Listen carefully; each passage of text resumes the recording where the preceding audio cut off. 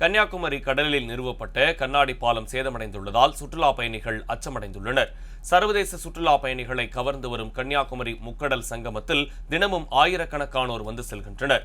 இங்கு கடலில் அமைந்துள்ள விவேகானந்தர் நினைவு மண்டபம் மற்றும் திருவள்ளுவர் சிலையை காண பூம்புகார் கப்பல் போக்குவரத்து கழகம் சார்பில் சுற்றுலா படகு இயக்கப்பட்டு வருகிறது.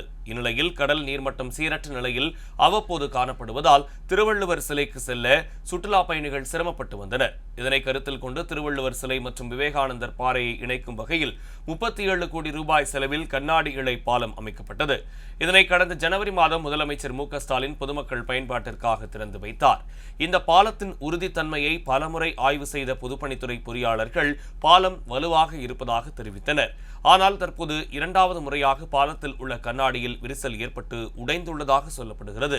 எனவே அந்த பகுதியில் மட்டும் தடுப்பு வைத்து அடைத்துவிட்டு சுற்றுலா பயணிகளை மாவட்ட நிர்வாகம் அனுமதித்து வருகிறது.